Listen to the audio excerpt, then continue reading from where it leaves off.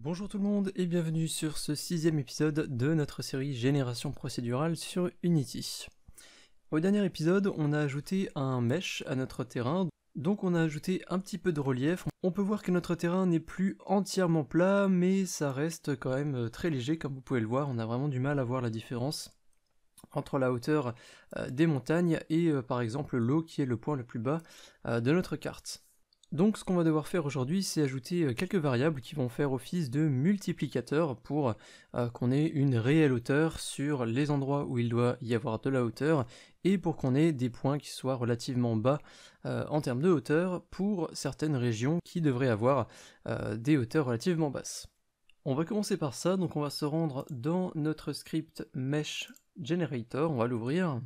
Dans notre méthode tout en haut Generate Terrain Mesh, on va ajouter un argument supplémentaire de type float qui va être height multiplier. Une fois qu'on a ajouté cet argument, on a juste à l'utiliser sur la valeur y, c'est-à-dire sur la hauteur de nos vertices pour simplement multiplier la hauteur de base. Et ça, on va le faire directement depuis cette ligne ici, donc celle où on accède aux vertex les uns après les autres. Et on set une position y, donc une hauteur qui est heightmap en précisant xy, et c'est cette valeur ici qu'on va multiplier par height multiplier. On va ensuite se rendre dans notre script map generator. Alors vous pouvez voir que chez moi ils sont toujours tous ouverts, alors on n'aura pas besoin des autres pour l'instant. Dans map generator, on voit qu'on a une erreur à la ligne 57 chez moi, mais chez vous c'est pas forcément la même. Simplement parce que du coup il manque un argument qui est le height multiplier, donc on va le créer. On va remonter un peu dans le script. Je vais ajouter une variable publique qui va s'appeler mesh height multiplier. Et cette variable ici, de type float évidemment, on va simplement aller la renseigner ici dans Generate Terrain Mesh. On envoie la noise map, mais on va également envoyer notre mesh height multiplier. Donc l'erreur devrait disparaître, on peut sauvegarder. On devrait pouvoir aller tester ce système directement, donc on va aller sur Unity, une fois qu'on a tout sauvegardé. On va aller dans le Map Generator, une fois la compilation terminée. On a maintenant le Mesh Height Multiplier ici, et on va pouvoir vérifier en fait en temps réel, si on augmente cette valeur, on devrait voir notre terrain augmenter sur la hauteur, et on peut voir que on a déjà un terrain qui est beaucoup plus intéressant. Alors, c'est pas encore parfait, parce que là on a utilisé vraiment une float, un mesh height multiplier qu'on va appliquer à tous les vertex. C'est-à-dire que pour les montagnes, ça rend plutôt pas mal, mais au niveau de l'eau, eh bien, on a quelque chose d'assez bizarre. Alors, en soi, c'est un relief qui est plus ou moins crédible, mais on va plutôt utiliser un système de courbes qui va faire que certaines régions vont être plus affectées que d'autres par le multiplicateur. Donc en fait, ce qu'on veut nous, c'est que l'eau soit très peu affectée par le multiplicateur, que les plaines soient un petit peu plus influencées par le multiplicateur, et que les montagnes, elles, soient très influencées, entre guillemets, vu que c'est ces régions-là, ces montagnes, qui vont avoir le point culminant de la map. Donc c'est les régions qui vont avoir les hauteurs les plus élevées de notre monde. On va aller créer cette fameuse courbe, donc on peut retourner dans Visual Studio, on peut aller dans notre script Mesh Generator, ou plutôt Map Generator. On va, en dessous de notre Mesh Height Multiplier, ajouter une nouvelle variable publique de type Animation Curve. Donc ça va nous permettre de créer des courbes directement dans l'inspecteur et de les utiliser en tant que valeur. On va l'appeler Mesh height curve, on va garder la même syntaxe qu'au-dessus. Alors je peux déjà vous montrer à quoi ça ressemble si vous n'avez jamais utilisé ce type de variables. Elles sont relativement utiles, surtout pour les générations de mondes. Donc voilà, on a un mesh height curve, et si on clique dessus, on a un éditeur de courbes en fait qui apparaît. Vous avez quelques presets en bas pour créer directement des courbes définies. Donc voilà, vous pouvez faire quelque chose de très linéaire, et vous avez un tas d'autres courbes disponibles. Je vais prendre celle-là pour l'exemple. Ce qu'on va pouvoir dire en fait avec cette courbe, alors vous voyez qu'on a un axe horizontal, un axe vertical, et en fait on va pouvoir ajouter ce qu'on appelle des quilles donc en fait ce qui correspond à des clés. Donc par exemple là vous voyez que on part de 0,0, donc c'est vraiment l'origine.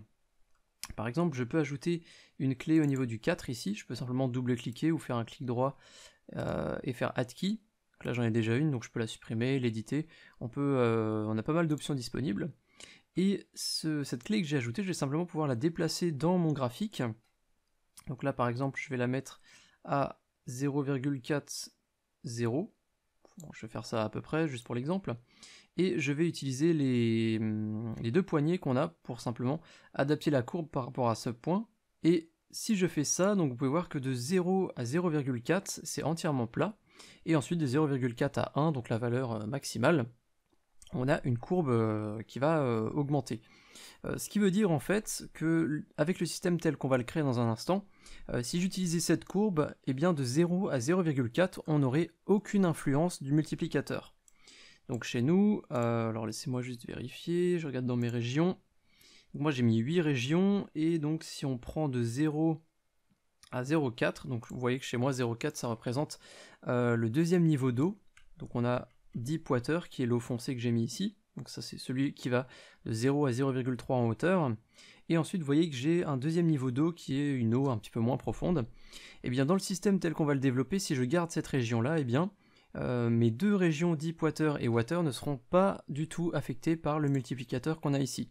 Donc en fait, peu importe la valeur que je vais mettre en multiplicateur, l'eau va rester plate. Et ensuite, à partir de 0,4, donc là en l'occurrence ça sera le sable, l'herbe numéro 2, les cailloux, la montagne, etc. Et tout cela seront affectés par le multiplicateur. Donc on va intégrer ça et on pourra ensuite jouer un petit peu plus en détail avec la courbe. Allez, on va retourner dans Visual Studio, on va utiliser ce Mesh Height Curve dans Map Generator.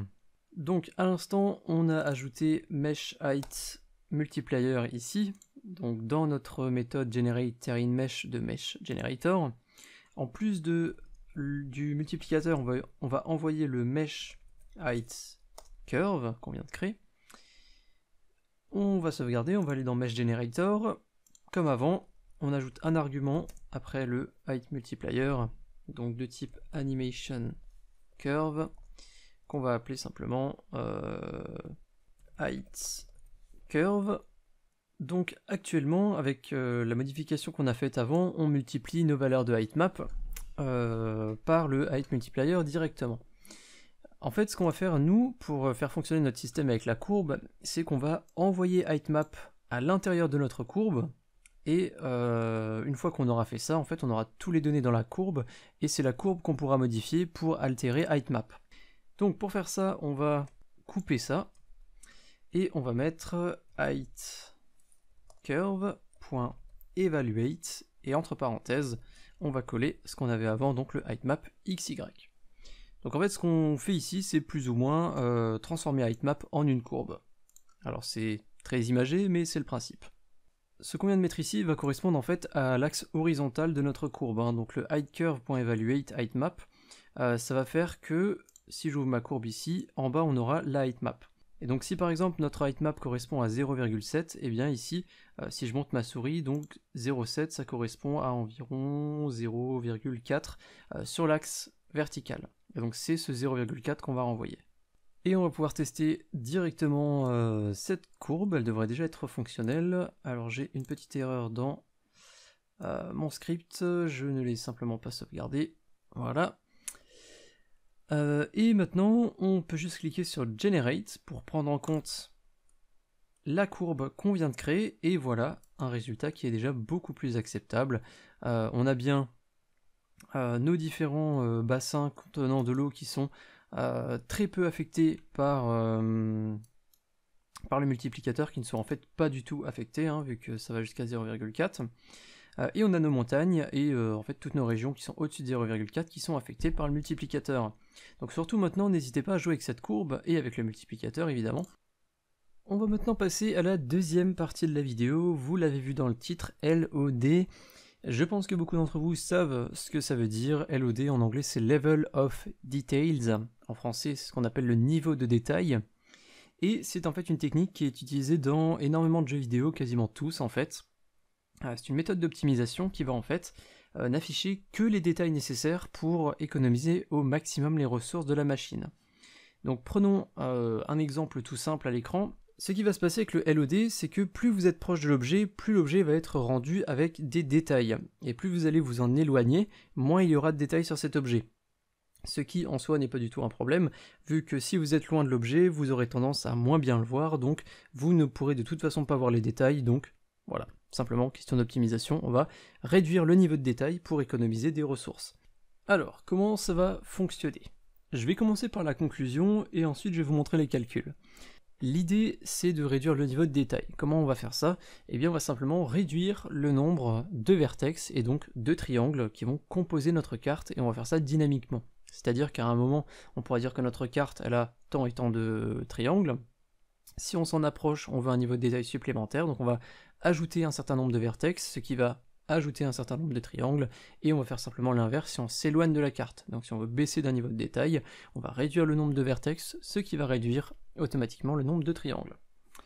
Voilà pour la conclusion, voilà ce qu'on veut faire. Maintenant on va voir comment on va le faire. Donc imaginons qu'on ait une carte qui est en longueur 9. Autrement dit, on a 9 vertex qu'on va numéroter de 0 à 8. Dans notre script Mesh Generator, on va ajouter une boucle qui va passer sur chacun de ces points. Ces points, on va les visiter un par un, donc on va faire une incrémentation de 1, ce qui correspond au i++ que vous avez ici. Donc autrement dit, on va passer d'un point à un autre, et on va créer un vertex à chacun de ces points. Donc ça, c'est la manière d'avoir la carte la plus détaillée possible. Comment est-ce qu'on peut faire maintenant, basé là-dessus, pour simplement réduire le niveau de détail? Donc, pour réduire le nombre de vertex qu'on va générer. On va simplement modifier en fait le taux d'incrémentation. Donc par exemple, si on veut réduire d'un niveau de détail, on peut simplement passer i à 2. Ce qui va nous permettre en fait de générer un vertex à la position 0, puis à la position 2, puis 4, puis 6, puis 8. Autrement dit, on va sauter un vertex sur 2. Ce qui va nous faire une carte avec 2 fois moins de vertex et donc 2 fois moins de détails. Et si on veut encore réduire un niveau de détail, le principe est exactement le même, on va passer i à 4 cette fois-ci, et on va pouvoir simplement passer de 0 à 4, puis de 4 à 8. On va donc générer que 3 vertex par rapport aux 9 qu'on avait dans la version très détaillée de notre objet. Alors il faudra qu'on crée quelques petites vérifications, parce qu'on ne peut pas utiliser n'importe quelle valeur pour i, je pense que vous vous en doutez. Je suis passé de 1 à 2, puis 4 directement en sautant i égale 3. Si on part du principe que i égale 3, on va partir du point 0, ensuite on passe au 3, puis au 6, et ensuite problème, on n'a pas de point 9. Donc il va falloir qu'on fasse le nécessaire pour éviter de mettre n'importe quelle valeur. Pour faire cette vérification, on peut simplement dire que i va être un facteur de la longueur moins 1. Donc pour l'exemple, ici je vous rappelle que la longueur de notre map c'est 9, donc on va faire 9 moins 1. Donc on cherche à avoir un facteur de 8, ce qui veut dire que ça correspond, dans notre cas ici, aux valeurs 1, 2, 4 et 8. Bref, la magie et la beauté des mathématiques. Alors du coup, si on utilisait i égale 1, ça veut dire qu'on aurait autant de vertex qu'il y a 2 points dans notre map. Donc si notre map fait 9 en longueur, eh bien on aura forcément 9 vertex. Et si maintenant on utilisait i égale 2, on aurait 5 vertex, et si on utilisait pour terminer i égale 4, on aurait 3 vertex. Il va donc falloir qu'on crée en fait simplement une formule qu'on va pouvoir appliquer en fait, peu importe la valeur de i. En fait ça va pas être très compliqué, on sait que i doit être un facteur de la longueur moins 1, donc on va simplement pouvoir faire la division longueur moins 1 divisé par i. Donc partons du principe qu'on utilise toujours une map de longueur 9, ça veut dire qu'on aura 8 sur i dans notre exemple va correspondre à 2, ce qui nous donne 4. Sauf que, comme on l'a dit, si on utilise i égale 2, on est censé avoir 5 vertex, donc pour ça on va simplement ajouter 1 à notre résultat. Ça c'est le résultat si i égale 2. On va juste reprendre très rapidement l'exemple pour i égale 4. Donc là ça va nous donner 9 moins 1, 8, toujours forcément vu que la longueur de la map n'a pas changé. Le tout divisé par i qui correspond à 4, donc on va faire 8 divisé par 4, ce qui nous donne 2, et on va ajouter plus 1, ce qui nous donne 3, et si on vérifie, on aura bien 1, 2, 3 points, si on utilise i égale 4. Rapidement, avant de passer à la partie programmation, on va faire juste un petit rappel pour avoir le nombre de vertex qu'on a sur notre carte, donc le nombre de nos vertices, plutôt au pluriel, ça va simplement correspondre à width multiplié par height, donc la longueur par la hauteur de la map. Si on part du principe que notre carte est carrée, on peut également dire que le nombre de vertex, le nombre de vertices, je vais y arriver, va simplement être à la longueur de la map au carré. Il faut savoir qu'Unity impose une petite limite de 65 025 vertices par mèche, donc on va pas pouvoir dépasser cette valeur, ce qui veut dire que la longueur de notre map doit être inférieure ou égale à 255, vu que 255 au carré ça fait 65 025. A savoir qu'en réalité, la valeur maximum de Weave, ça va être chez nous 241, car comme on l'a dit un petit peu plus tôt, i doit être un facteur de la longueur de la map moins 1, ce qui en l'occurrence, si on part du principe qu'on est à 241, va donner 240. Et si on prend 240, ce n'est pas anodin, parce que c'est un nombre qui est divisible par tous les nombres pairs allant de 2 à 12. Donc 2, 4, 6, 8, 10 et 12.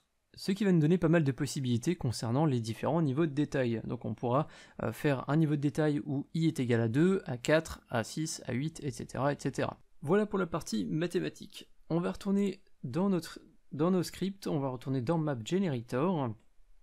On va ajouter au niveau des variables ici une nouvelle constante de type int qui va être map chunk size, ce qui correspond en fait à la taille de notre carte, ce qui veut également dire que mapWidth et mapHeight ne vont plus être utiles, ils sont en fait remplacés par mapChunkSize. Donc il va falloir qu'on remplace toutes les références à mapWidth et mapHeight dans notre script ici. Pour faire ça, ça va être relativement simple. Vous double-cliquez sur mapWidth, vous faites CTRL-R, CTRL-R, vous allez avoir une surbrillance qui va s'afficher. Alors chez moi je suis sous Visual Studio, hein, je vous le rappelle. Si vous êtes sur un autre IDE, c'est peut-être une combinaison différente. Vous pouvez simplement taper map chunk size, donc exactement ce qu'on a au-dessus. On va vous dire qu'il y a un conflit, mais c'est pas très important. Vous faites directement appliquer. Donc automatiquement map chunk size va être ajouté notamment dans nos loops ici.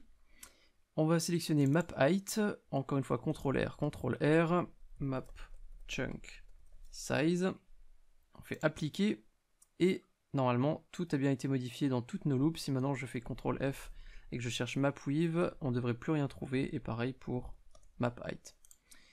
Donc c'est parfait, on peut supprimer ces deux variables maintenant, une fois qu'elles ont été toutes bien remplacées. On ne devrait plus avoir d'erreur dans le script d'ailleurs, sauf au niveau de onValidate, mais on va y revenir dans un petit instant.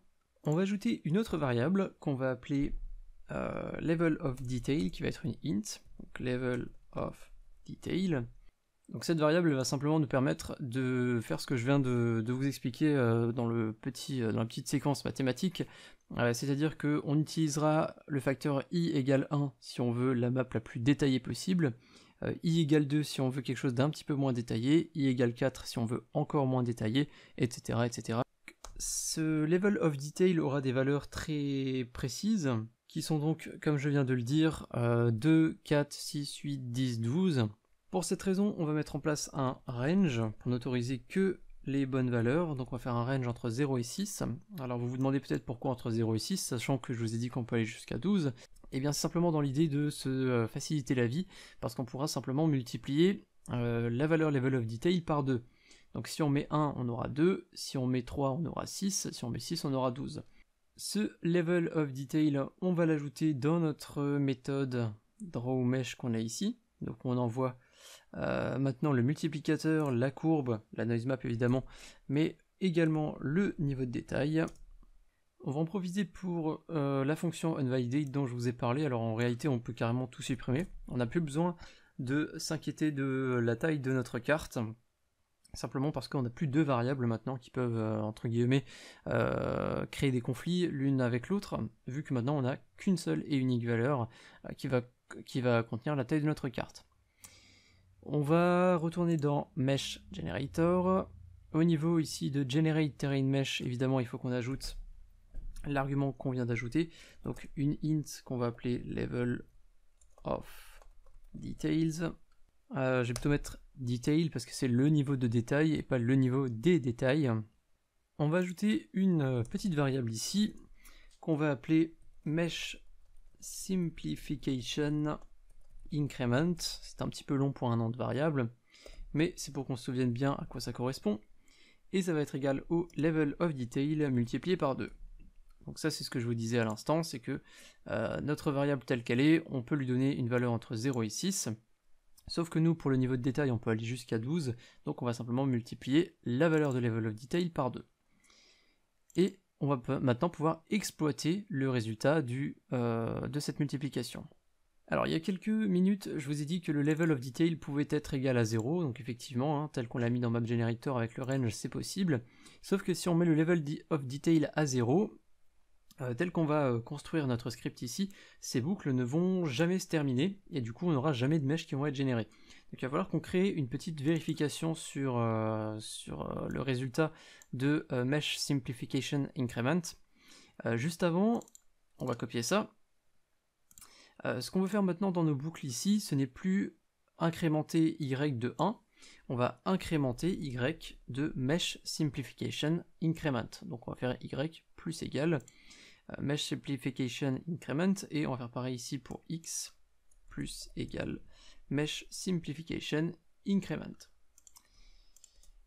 Voilà, comme ça le level of detail va vraiment être pris en compte. Alors pour la vérification sur le résultat de ce petit calcul ici, de cette petite multiplication, on va pouvoir faire cette vérification avec le ternary operator, qui est en fait une façon de créer des conditions en une seule ligne. Alors c'est pas obligatoire, hein, si vous voulez vraiment détailler le code, vous pouvez le faire avec une condition if habituelle comme on a ici. Alors je vais vous montrer les deux techniques, comme ça sera un peu plus clair. Donc pour le ternary operator, on va simplement dire que si level of detail est égal à 0, alors, donc point d'interrogation, on va dire que Mesh Simplification Increment va être égal à 1, et dans le cas contraire, si level of detail n'est pas égal à 0, alors il va simplement être égal à level of detail multiplié par 2.